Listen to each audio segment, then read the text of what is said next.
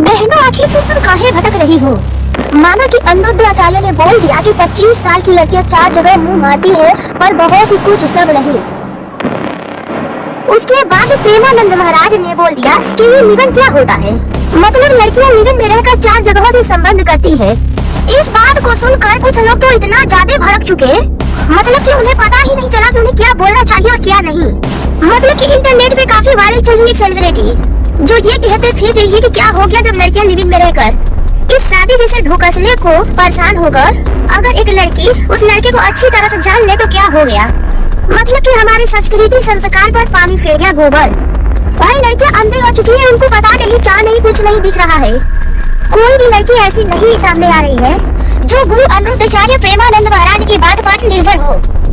बल्कि यहाँ तक दिखाई जा रहा है कि जितने सारे सेलिब्रिटी लड़कियां हैं या फिर सच में 25 जगह मुंह मारती फिर रही ऐसी लड़कियां गुरु अनिरुद्धाचार्य प्रेमानंद महाराज पर खिलाफ हो रही है।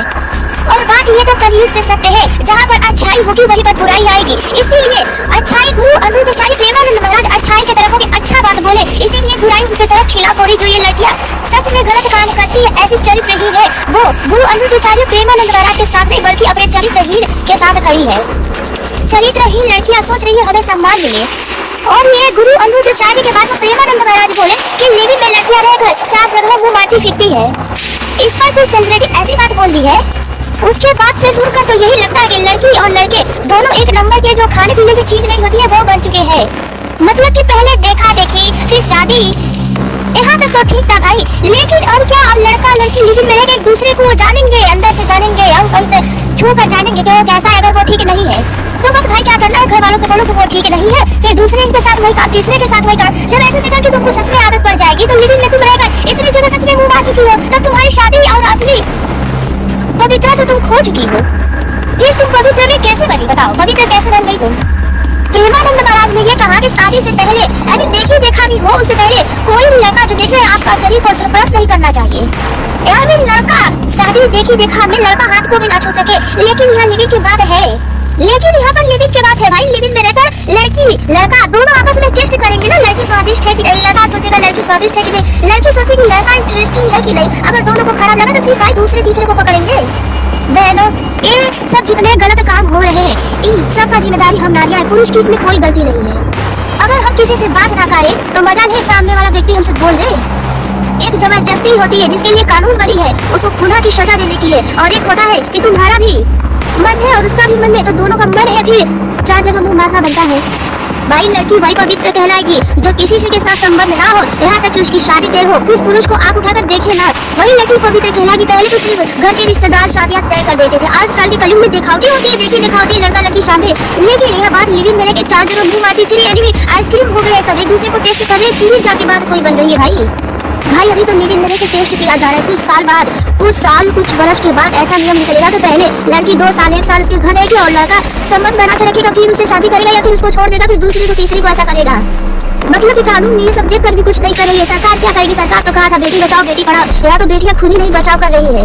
राह चले तो कोई छेड़ रहा है, उसकी बात कोई और होती है, उसको धमकी तो कानून उसके लिए बनी होती है, लेकिन तुम्हारा मन खुद ही है छेड़ रहा है, तुम खुद ही कुछ नहीं बोल रही हो और बाद में कहोगे कि लड़के भी चरित्रहीन होते हैं।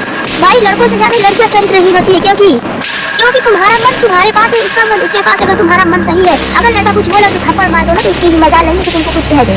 और बात से इतना भड़क रही है कि ये लड़का ऐसे है वैसे है, लड़कों में गलती है, लड़कियों में भी तो गलतियां होती है। तुम पहले पवित्र बन के दिखाओ, फिर अपने आप ही देश समझ जाएगा। शादी से पहले किसी भी पुरुष से छूने मत दो अपना शरीर, तब पवित्र कहलाओगी और तुम्हारे समाज में इज्जत होगा। तुम सबके वजह से जो बढ़िया इज्जतदार लड़कियां हैं उनकी भी बदनामियां हो जाती है। उनके माँ बाप उनके घर वाले ऐसा बोलते हैं कि इसकी बेटी हरामी, अगर इसके देखी देखा मेरी भी बेटी हरामी हो गई तो उसका बाहर जाना, घर से बाहर जाना बंद हो जाता है, उसकी पढ़ाई तक बंद हो जाती है। मतलब 100 में से 80% के लोग बेकार हो चुके हैं। जो 5% के लोग हैं भाई वो संस्कारी आज भी है। और जितने सारे वीडियो हमने देखा जो गुरु अनिरुद्धाचार्य ने बोला, उन वीडियो में सारे वीडियो में यही कमेंट था कि जो गुरु अनिरुद्धाचार्य बोले वो बिल्कुल सही बोले, जो प्रेमानंद महाराज बोले वो बिल्कुल सही बोले, जो संत कथावाचक बोले वो बिल्कुल सही बोले। फिर ये कहाँ से आ जा रही है?